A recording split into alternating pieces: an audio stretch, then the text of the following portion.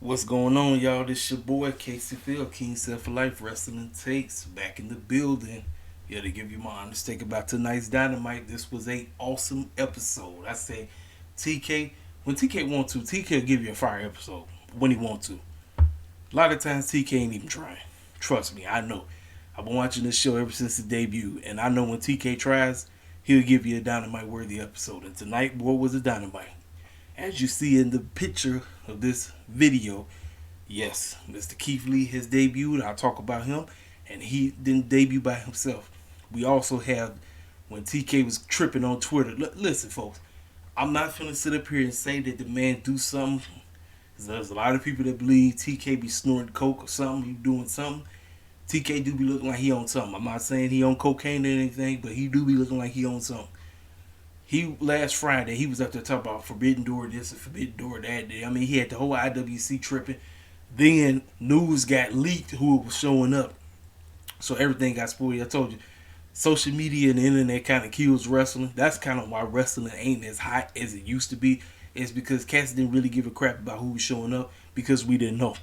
A lot of us had no access to the internet, so when Cat showed up, everybody was like, "Oh snap!" Now the fact that we know everything ahead of time, it's almost like, okay, we knew he was showing up. I mean, don't get me wrong, I'm glad both of them is there, but like I say, the internet is what kills wrestling. This is why I do my best to stay the heck off online because I know too many cats that be knowing everything ahead of time. I'm just telling y'all right now. I know a lot of people that's in the inside. They know certain things and they reveal it to certain people who know me, and then boom, and then I'm like, man, don't tell me nothing. I want to see when the stuff show up, when cats show up on TV. That's when I could be like, oh snap, such and such is here. The internet, these dirt sheets, the Sean Ross Sapps of the world, the garbage clowns over at Ringside News, Retro Culture, all these buffoons that you see, the Matt Men and them, all of them, everybody's dirt, everybody, they want to be the inside. Everybody want to, I got the inside scoop of who's showing up here, the Dave Meltzers of the world. Listen, I don't give a rat's behind about who's showing up. Let the fools show up. When the fools show up, then I'll be like, all right, cool. I don't need to know nothing ahead of time. Because I told you, when you know stuff ahead of time, it's like it kind of kills the excitement. Like when you see cats show up, you be like, all right, cool. But it kills the excitement. That's one of the major reasons why WWE is failing today. It's because they tell you ahead of time such and such is showing up. I'm like, man, I don't need to know such and such is showing up. Let the food come out. Let whoever they are, whether they male or female, let them come out, and then I'm like, oh, welcome back, you know. But they don't care. They do not care. They just let the bag out the hat, and it gets spoiled all over the place, and therefore it's like, what's the point? It's like ain't no point of being excited anymore. It's not. So let's go ahead and talk about this opening segment. So we had Warlow coming out with cardboard cutouts of MJF sitting Indian style on CM Punk, and the other one with him having CM Punk in the headlock. Now you can clearly see on that man's face, he does not want to be in the Pinnacle anymore. He doesn't. My man Warlow is tired of these clowns. He's tired of them. He wants out. He's just doing his role because he knows MJF pays his check, and he has absolutely no money. Him and his family will be homeless if it wasn't for this guy. But he has to go along with the get along. That's what the storyline is. So he comes out. Then here come FTR and Tully come walking out. Then here comes Sean Spears walking out looking extra silly with that doggone chair. And then after that, now, last I checked, Cody was the only one that came out from the center. These fools opened up the center. Here come four clowns holding MJF on a chair like he's some type of royalty or something. I said, man, look at this fool. I said, man, it was just dumb. I said, man, this clown, if he don't sit his behind on down somewhere, I'm like, man, get your behind in the ring, get to celebrating, and let's get this thing on. So as he's getting ready to get to the ring, there's two young ladies that greets him in the ring and helps him get in. We see one of them, but then the other one just grabs him and kisses him, and then Dana tries to slip her tongue down his throat. Everybody said it was him trying to slip his down her throat. No, it was her. She was the aggressor. I said, is this his lady? I'm like, is this his boo? Is this his boo thing? I don't know, but that girl was, she was going in. I said, okay, MJ, I see you. I see you, sir. Okay. Shoot. Got a nice little lady right there. I said, if that is his woman, I'm not sure. But I mean, she grabbed him and she was going in. She was going in. It wasn't him. But he just went right along. He played right along and was doing the same like she was. I said, I don't know who that was, but so they get in there, they get to clowning. He talks about now how he is what he say, he's the best in the world and everybody knows it and you know it or something like that. He beat him. He beat CM Punk in Chicago twice. And now he talks about how he deserves a shot at the title and all this stuff. So everybody standing in the ring, Wardlow had a smirk on his face. And MJF said, now I'm going to be fair because I am a man of integrity. There's only one man that is responsible for me beating CM Punk twice. And Wardlow had the look on his face. Okay, finally this clown is finna acknowledge me. Not to sound like Roman Reigns, but he was finna acknowledge him. And that man is none other than my good friend. He's called him a young guy, young man, Shawn Spears. And when he said that, Wardlow looked like he walked up and then was like, I know this fool did not. No, he didn't. No, this bozo did not just lie. When everybody and their mama know that I single-handedly help every member in this group. And he's not lying. Wardlow, if let's keep it a buck, Wardlow single-handedly is responsible for every victory, not only for MJF, Shawn Spears, and some of the victories for FTR. Let's keep it a buck. Wardlow is the reason why the Pinnacle is successful. There is no Pinnacle without Wardlow. And my man was like, yo, you got to be kidding me. I know this fool didn't just like, no, he didn't. Ladies and gentlemen, I have not been this intrigued about seeing Wardlow be babyface, but listen, I want him to turn babyface. I'm telling you, I want to see a Wardlow babyface. I want to see it. I want to see a Wardlow babyface run and how his tweet, how would TK book a babyface Wardlow. He is tired of these clowns. He's tired of every member in the inner circle. Yeah, you know what? You might as well call them that. The inner circle 2.0. He's tired of these bozos. He thought these bozos was worth it when they got together, but in actuality, they've been using them like crazy. Shawn Spears been using them. You already know MJF been using them. FTR, Tully. So, with all this buffoonery going on, with MJF belly aching and talking about how he destroyed CM Punk and all this and everything, and Shawn Spears getting on the mic, talk about thank you, my good friend. I thank you because you know me and you were the 1-2 punch and all this and all that. So next thing you know, here comes CM Punk. CM Punk just walks out. CM Punk doesn't care. He come out. He said, "Listen, I want another shot." You know, that's when that's when Tony Schiavone got up, put a microphone and said, "Listen, you bozos think you won, and first and foremost, listen, look, I'm not here to just try to jump you by myself. I got some friends. Well, here comes Sting and here comes Darby Allin. They came out ready like they was ready to jump somebody." And he told MJF, "Listen, fool, I want to get another shot at you." Now, ladies and gentlemen, I told y'all how I feel about rematches right away. I don't want to see a rematch right away. Now, I know Revolution is 3 weeks away. Still, I don't want to see a rematch right now. I was thinking that they was going to hold this off until after MJF gets the title and then we can go back to this.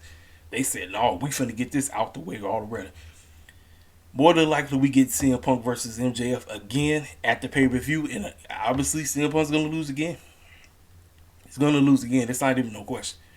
Like I said, I don't think I want to see it this early. But I'm going to be honest with you. CM Punk, in a way, kind of saved this segment. Because I thought it was okay at first. But then I was like, man, I'm not feeling this segment. When CM Punk and Darby and Sting came out there, going off, called them all kind of crazy names and everything, said, I'm going to beat you behind. I'm going to beat you because you didn't beat me twice. You didn't. The only reason you won is because of that young man right there, Wardlow. CM Punk was putting Wardlow over. And he said, listen, young man, if you're smart enough, you would come join us instead of take this beat down from the three of us. You come join us. Now, Wardlow looked like he wanted to do something. He looked like he was ready to join CM Punk, but he said, no, not right now. I can't. There's not time for me to snap. I got a lot of ammo for me to snap. There's a lot of things for me to go off. MJF and clearly don't give a rat's behind about me. I'm the reason why this food constantly keeps being successful. So MJF and FTR hopped on the mic. They hopped in. They started talking about how they the greatest tag team and all this stuff. They said if you want another shot at CM Punk, if you want another shot at MJF, how about you go against the greatest tag team on the planet, known as FTR? And by the way, you won't be able to choose any of those two diff poops that you're standing next to. Now, Darby Allin started busting up laughing. You can see he had the smirk on his face. CM Punk said, cool, I'll find somebody in the back. Sure. Well, when I get to it, you're going to find out and see who it was. Now, for me, I wasn't paying no attention because I had some family stuff going on. So I was late as heck. I didn't start watching the show till like an hour in because I was busy handling business with the family. But, excuse me, I seen him tweeting everybody. He tweeted Danhausen. He even tweeted Samoa Joe. I said, man, that's crazy. I said, they already trying to get Samoa Joe. No, it went Samoa Joe. We got him and Darby Allin. I'm sorry, him and John Moxley, but I'll talk about that. So, after that, MJF said, well, Wardlow, you got a match coming up. And sure enough, he was going to be going against the Butcher. That was his matchup or something like that. So, I personally think CM Punk saved this segment. For me, like I said, because to me it was just them talking about nothing. Just being goofy, sounding. Let me tell y'all something, man. Everybody be talking about how most people want their heels to be serious. They don't mind their heels being goofy. But sometimes, man, a lot of them they take the goofy factor a little bit way too far than it should be. I get it. MJF is that prick heel that you want to see get his behind kicked. But sometimes, man, he be tripping. Him, Sean Spears, they be bugging. I'm sorry. They be bugging hard. I just be like, man, y'all clowns on some other stuff. Y'all really are some clowns to the highest order. Like, I'm sitting up and looking at these fools. I still look at these clowns. Look at them. Sitting up sounding goofy as heck, talking all this buffoonery. Now, I understand. You can talk. You can beat your chest. You beat the man twice. And what he's telling him, he said, I had got a little emotional and I had reached and told him that he sucked. No, he did. He told that man that he loved him. I seen the video. I seen the footage. He need to quit capping because he capping harder than that thing. So, like I said, I just talked about it. Wardlow versus Blade. Let's see. Was that match before? Yeah, okay. So we got a backstage segment with Andrade, and he comes face to face with Sting. He said, finally, I get to meet your boss. It's Sting. Hey, the kid works for you, right? Sting looked at him and said, I know, I thought you handled this last week. I thought I did too. He said, listen, he does not work for me. And she said, first of all, quit disrespecting him. He's a grown man. Quit calling him that. He said, it's cool. He said, listen, I see what you're gunning for. You want the TNT title. You want the TNT title. I want the TNT title. That's basically how he said. Man, that man English is getting better and better. I don't know if y'all been peeping that. My man's English is getting better and better. My man Andrade is, listen, I'm loving these segments, man. I think this is the best he's been used yet since he's been in AEW. Because there's been a lot of people that ain't been feeling nothing this young man's been doing. This segment right here is, with these little segments that they keep doing with Andrade, this is elevating that man. I'm telling y'all, I believe we're gonna get. If something's about to take place, I think all of them are gonna be in the ladder match. Now the way how Sammy with the cue cards, I'm thinking it was gonna be a triple threat. Obviously, it's not. I don't think it's gonna be a triple threat, especially now with Keith Lee being in the picture. So, like I said, but this segment it was decent. It was very decent. It was a decent segment. So. We get to this matchup. The Blade came out there looking like the Butcher, going against Wardlow. Now, if y'all notice, this was a heel versus heel matchup. But however, y'all do know, like I said, my man Wardlow is shortly but surely turning into a babyface. And when you had the Butcher come in, you had the Blade coming out there just manhandling at the beginning, because y'all already know what's the number one thing to taking a big man down. Taking his legs out. That's exactly what he did. He went for his legs, got his legs, and caught him off guard. Now, you got Sean Spears crazy behind, sitting out there, watching the match, acting like he gonna do something and all this crazy stuff. You know Wardlow is tired of this clown coming out there. He don't need him. Wardlow is his own muscle. He don't need no fool named Sean Spears. He don't need him. Warlow finally woke up, started getting some hits in. Butcher, man, my goodness. Blade was doing his little kicks and whatever. But you already know, Warlow started doing the power bombs, and the crowd was loving it. The crowd was hyping this man up. The crowd was getting behind him. I'm telling you, he's over. Dude is over, man. Dude is over. I said I'm very excited to see a babyface run with this young man. Started doing some more power slams. He did the power bomb, whatever you want to call it. Power slam, power bomb, same thing to me. Power bomb, match over. And after the match, Shawn Spears hops in the ring, whacks the man in the back. Now, Warlow just trying to celebrate. He looks and he shakes his head in disgust, like, no, you didn't. Bro, you don't. I already did damage to him. He's already beat up enough. You don't need to hit him in the back. And that was that. Like I said, the matchup is what it is. Like, listen, I know a lot of y'all. Look, first of all, let me tell you something. There's a lot of fools that love short matches. I mean, you get short matches every day over WWE.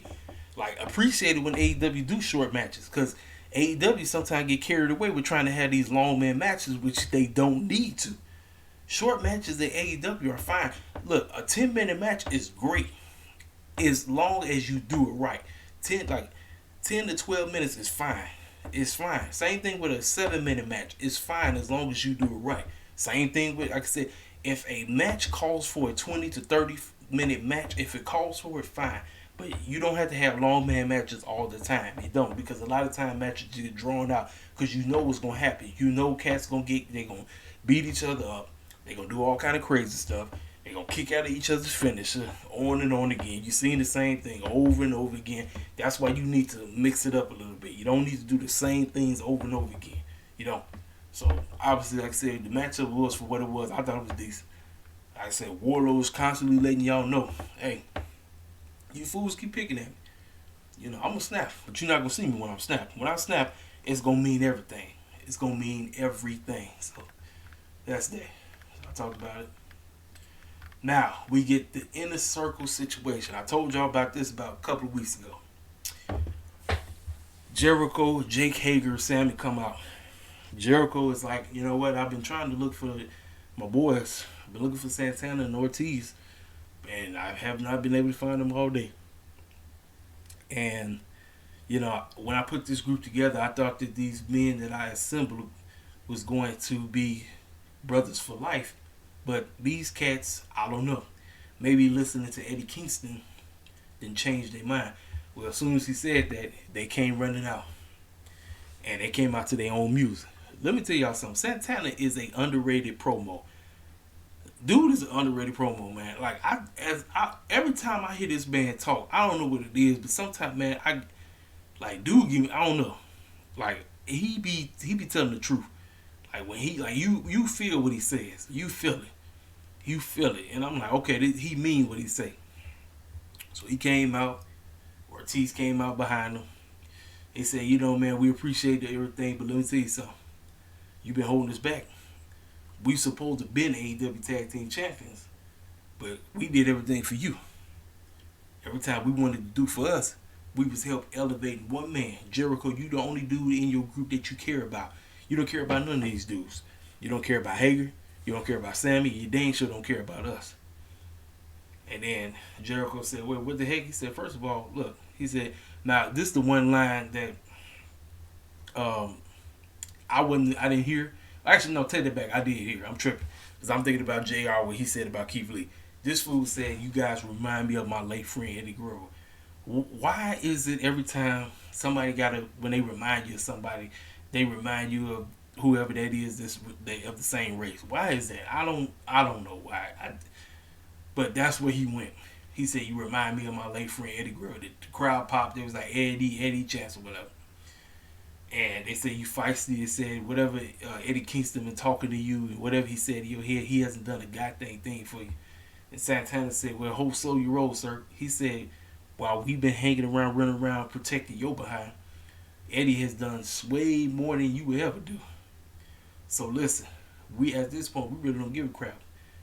At this point, we could kick your behind right now because we don't really care. We don't give no care about this inner circle stuff no more. We're more concerned about us. That's what we're about. So then that's when Jericho said something, and then that's when Santana grabbed the man. So then Sammy jumped in and said, "Fellas, slow down, calm down, we're family." Jericho told that man to shut up, Sammy. And when he said that, Santana said, you see, Sammy, you see this dude don't care nothing about you. Y'all, listen, I know a lot of people don't like Jericho, they don't. But when certain things matter, Jericho somehow find his way in a segment that's off the chain. Like the segment that he did with 2.0, that was straight crap. This right here with the Inner Circle was excellent. And Lord knows that most of us are ready for the Inner Circle to disband because we don't need them no more. They served their purpose for getting AEW started. As Jericho mentioned the fact that back, 2019, you guys had a match and you won against the Young Bucks and you lost, and I had nothing to do with that. So then, Sammy hopped on the mic. Sammy said, "You know what? You're right, Jericho. I did it before. I walked away from this group. I'll do it again. I'm taking off my vest. I'm gone. Listen, until you all figure this stuff out, I don't need to be in this group no more." Dipped off again. See, Sammy said it's time for me to just focus on being the best TNT champion I could possibly be, and he absolutely right. Because there's been a lot of people that know Sammy got potential out this world.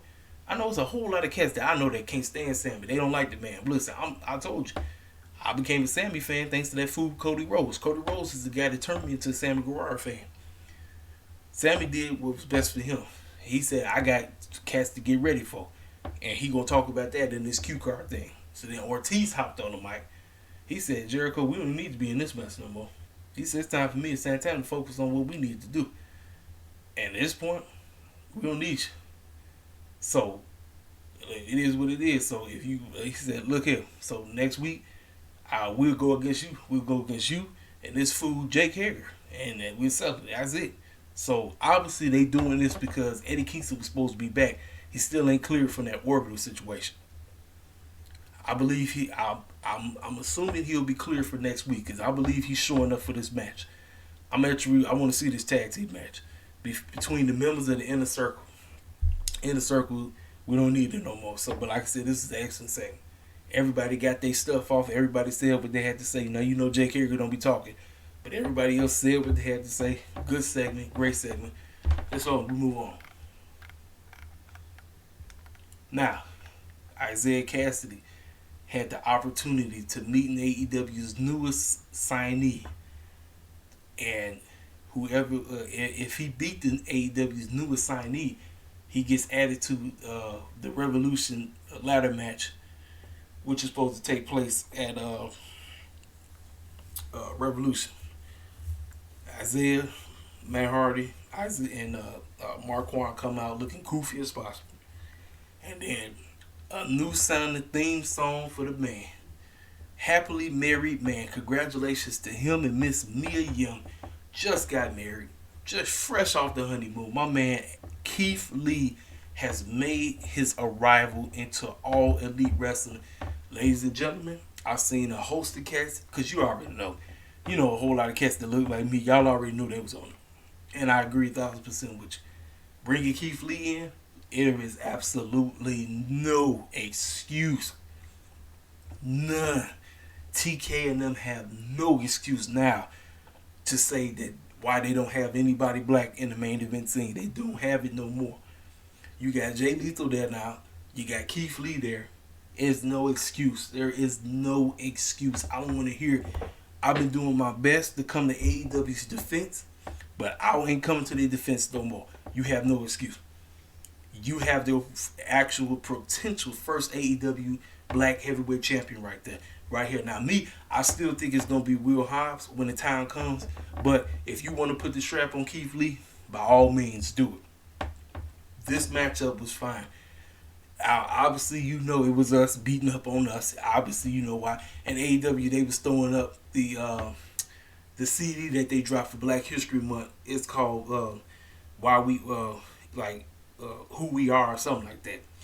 And there's a whole bunch of cats, like I said, is on the album, whatever. And they talking a lot about the black wrestlers and where they came from and all that stuff. Keith Lee came out there. The audience went berserk. Now, news broke.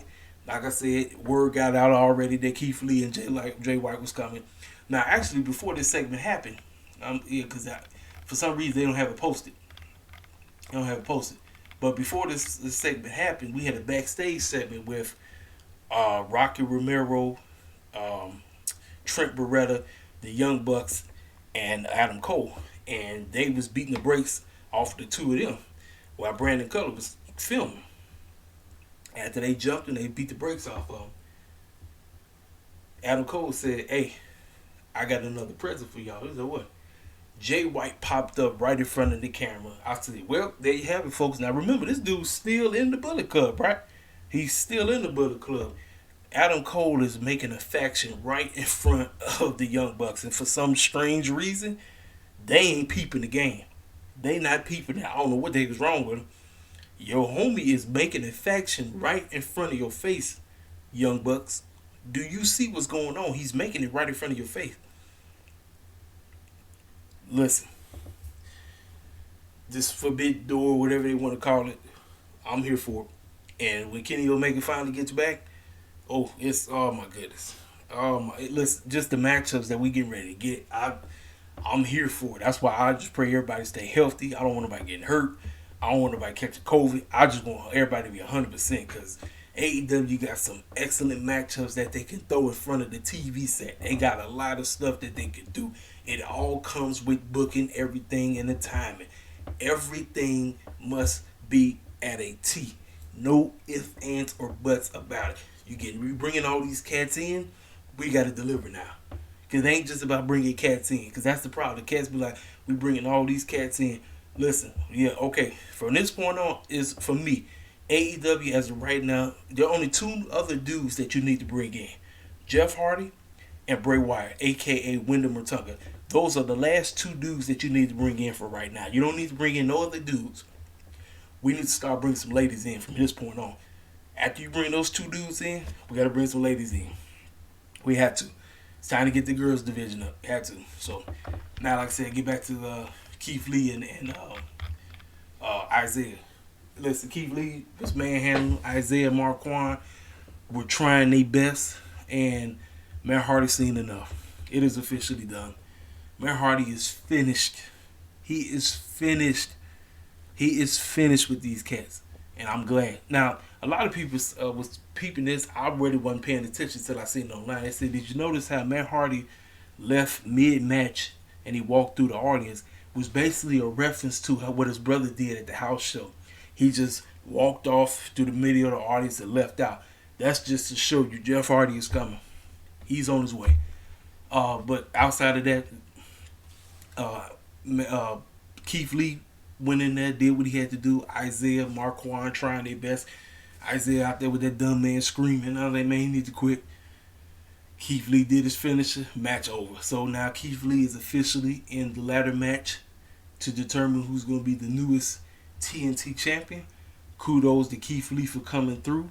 Everybody is happy. Now I did see some fools that was taking shots, but like I said, you gotta expect it. There's a lot of clowns that they hate that cats want to come to this place. They hate it. They want people to stay at WWE and be miserable. Like, no, I don't. Listen. Why would you want that for somebody? Why would you want somebody to just be miserable in a company where they know they're not gonna be booked right? Then you want to call them out their name and all that, just disrespectful. But like I say, that's idiots in the IWC. You know, that's how they get down. So then we get the tag team match. So I said it earlier. So FTR Tully came out. MJF was watching him and Sean Spears up there just looking real silly. He got the little wine drink, whatever he's drinking. And he's like, man, who this fool gonna pick? He has no friends in the back. CM Punk comes out. Crowd goes wild. And he looks up to the Raptors. Who music goes off? John Moxley. Here, the crowd goes wild. They go insane. And now, this is the first thing that came to mind. What the heck is Bryan Danielson thinking about this? The man just made an opposition for him to come join him, tag up with him, and he goes and do this. So you know Bryan feeling some kind of way. I say that's how you tell a storyline inside of another storyline. Because I said, look, this fool was just in the ring with Bryan. Bryan said, yo, come tag with me. You say, no, skip you. I'm gonna go tag with CM Punk, and I'm like, out of all the people, because do you remember before CM Punk had came through, Moxley cut a promo, and the promo kind of was a diss to CM Punk. He didn't mention no names, but you knew exactly who he was talking about. So that's why I kind of find it very funny for him to tag up with the man. This was a very good tag team match, story driven like crazy. The story of this was basically once again CM Punk's knee. FTR and Tully, they cheated they behinds off. They cheated like nobody's business. I mean, cheating. They cheated their tails off, but it was not enough. CM Punk and Moxley end up getting the victory. MJF and Sean Spears acting shocked and all upset, like, no, he didn't. So CM Punk gets his shot. He gets his rematch, which more than likely is going to be a Revolution. So CM Punk's going to lose again. So that's that. But like I said, good old school tag team match. Like I said, you have to appreciate wrestlers like these, because you're not going to get a lot of flips and dives. You're not. And especially the age that CM Punk is at. Kudos to FTR for doing what they did. Moxley, and remember, Moxley getting his ring rust off. So the fact that he went out there, did that, CM Punk still out here putting up classes at the age he's at, and FTR, I mean, there's a lot of people that don't like FTR style. They say they boring. Listen, FTR wrestles, they old school. I mean, think about it. They got the old school theme song. So they telling you they old school. They hanging out with the old school clown himself, Tully Blanchard. They can't get old school enough. They are old school. They are old school wrestlers. One of my favorite tag team matches of all time is still FTR versus Do It Yourself, aka Johnny Gargano and Ciampa. Tommaso Ciampa. One of my favorite. And then another match with FTR was against American Alpha. They put on whoever they get in the ring with, man. It's like, dog, they know how to. Some of the matches, like I said, them versus Lucha Bros, I don't know. But outside of that, they put on classes with mostly whoever they get in the ring with. But it's because it's the styles. A lot of people don't respect that. People call themselves wrestling heads, but they don't respect the style of old school style of wrestling. See, for me, watching wrestling, I was caught up with the finishers, like what's the finishers, but as I got older, I got used to actually paying attention to what was going on in the ring, because I didn't understand storytelling. So I got used to understanding storytelling. I want to say probably when I got to the age of, maybe I was 12, 13 years old. That's when I kind of got, but I still didn't understand, because I was young. But as I gotten older, I want to say like 2005. Because remember, I told y'all the story about with me. I got into watching wrestling in 97, 98. I watched from 98 to 2000. I stopped watching. So I missed everything from 2001 to 2004. So I came back late 2004, early 2005, right before WrestleMania 21. So that was like right when I was getting back into things. And I was getting used to a clown named Fruity Pebbles and another clown named Dave Batista. That's who I was getting used to. Now, I knew who Triple H was. I knew who JBL was. I knew who Shawn Michaels was and Kurt Angle. But I was getting used to Randy Orton. I was getting used to... I somewhat knew who Ray was. I knew who Eddie was. I was getting used... I knew who Big Show was, But I was getting used to the whole storytelling and everything. And I was getting grasped back into it. So now, the age I am now... It's like I understand it more. When I watch it, I appreciate what the cats do in the ring, because I'm seeing what they doing. Like I said, for me, you got to be able to tell a great story. Go out there, wrestle your tails off, do what you got to do, and that's what they did, man. FTR, Moxley, CM Punk, Tully, great story, great match. So that's that. So let's move on now. This matchup was announced out of nowhere. We had Jade Cargill challenging AQA for the TBS Championship. This young lady apparently was on NXT. I didn't watch. Actually, I was watching, but apparently she was one of those who was just training and then got the axe real quick, if you know what I mean. They let her cut a good promo, and she mentioned that she was trained by Booker T. Now, y'all know I call Booker T a buck dancer all the time. Because you already know how he get down. That fool got 2 Hall of Fame rings. You don't think he be shucking the job for Vince McMahon? You don't know Booker T. But the one thing I got to give him props. This young lady, she brought something to the table. If he trained her to do what she was out there doing, kudos to them. Jade, let me tell you something about Jade. Jade is improving a lot. I seen something. It was still a little timing issue on this matchup, but like I said, it was good for what it was.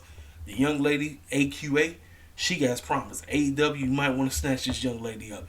Put it, like I said, put it to the test. Don't have her jobbing out 24/7. Let her get some decent victory. I know y'all love putting cats on dark and elevation, but let her start getting some wins on her belt. Sign this young lady, and we can see where she goes from there. But Jade, what can you say? The fact that she is in the class of Bryan Danielson. That's all you need to know. Jade Cargill is in the class of Bryan Danielson. I say, listen, ladies and gentlemen, she's adding certain things to our arsenal, the grappling, all of that, what she can do. You already know what she gonna be flexing every day. Like, you know, that's because that's a part of her thing. That's her thing. That's what she do. She is that girl. I won't call her what she called herself, but she is that girl. And what she was able to do with this young lady, kudos to them. Decent match. We continuing on this streak. She's 27-0. Let me tell you something. I'm telling you, whoever is the one to take that title off is going to be that much special. But I guarantee you, if TK even thinks about listening to Brandy Rose talking about she the one, no, that would be one of the most devastating, one of the most dumbest decisions ever. I don't give a care that Brandy Rose look like us. She ain't wrestling worthy. I ain't trying to see that girl in the ring. I don't want to see her cut no promos. She needs to stay in the back, take care of her daughter, do the COO stuff, and keep it moving. She needs to, because we ain't trying to see that. So, let's move on. So then, back to this. So, kudos to TK, because a lot of people been asking, we can't just have one women's match. TK said, all right, I'll give you 2. We had Miss Serena Deeb, who's going by the Professor. And she went against this young lady named... what's the young lady? Katie Arquette. She came out there. She said, nobody in the back can wrestle circles around me. Heck, I'm the best wrestler on the planet. I'm better than all these girls in the back. And so from this point on, we're going to start having these segments called the Professor's Wrestlers Challenge, where you have 5 minutes to try to beat me. This girl is in. She is. Listen, she on another level right now. I did not think I was going to like heel Serena. I didn't think I was gonna like heel Serena at all, but heel Serena coming out look like she in a boxing match. She got the boxing robe on, looking like she finna handle some business. All this because she basically sent Sheeta packing back to Japan. This girl, this Katie Arquette girl, it wasn't even a match. I said this match should be over like in 2 seconds. She lasted a dang minute, which I was like, okay. But you knew she wasn't doing nothing. And this was her AEW Dynamite debut. She didn't do anything. I said, man, she's just there to get jumped. She's just there to job out. Serena finna be running away with this professional challenge, because that professor's challenge, that's what she gonna be running away with. I'm cool with it. I'm cool with whoever they figure out who's gonna be her next feud until Sheeta gets back. But I'm cool with it. Kudos to TK for giving us multiple women matches. Great. So after that, we got the main event. We got the Texas Death Match. So Lance Archer's intro goes off. He doesn't come out. They cut to the back. You see my man, the champion himself, Cowboy Poop himself. Hangman Page is beating the snot out of him. I mean, he tearing this boy up. Listen, Hangman is tired of fools calling him a bust. People are calling him a bum. They're calling him a bust champion already. I say y'all have no type of patience whatsoever. Y'all just be ready to throw the baby out with the bathwater real quick. I say give my homie a chance.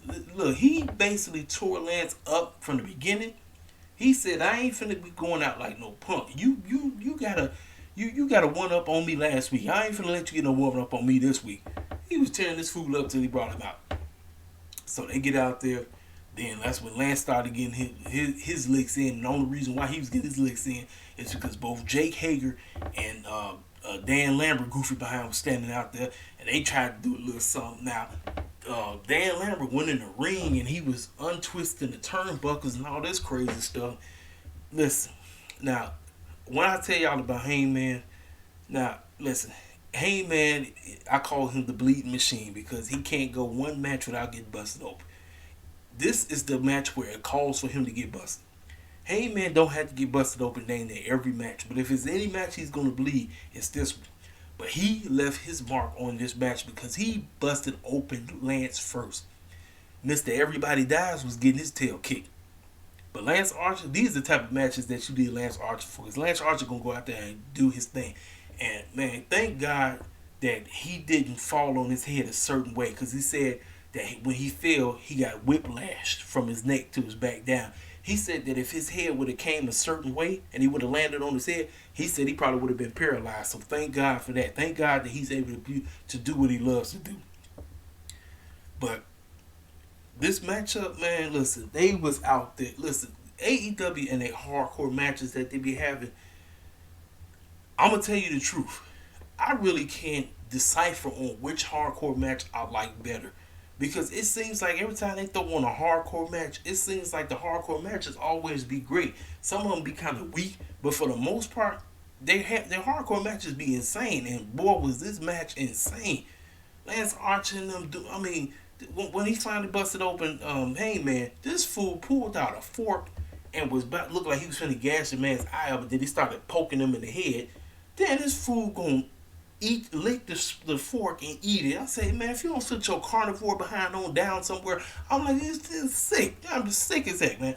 But that's what he is. He called himself the murder machine monster, whatever he called himself.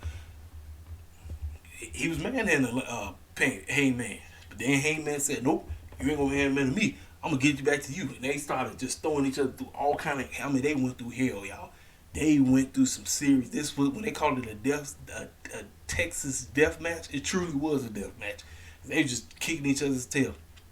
But as you knew it was gonna happen, Hangman got the up one on him, threw him through them doggone tables and all that stuff. I mean, they had the barbed wire going. They was tearing each other up. Laid that man out. Got back into the ring. Got back on his feet. Lance got counted out.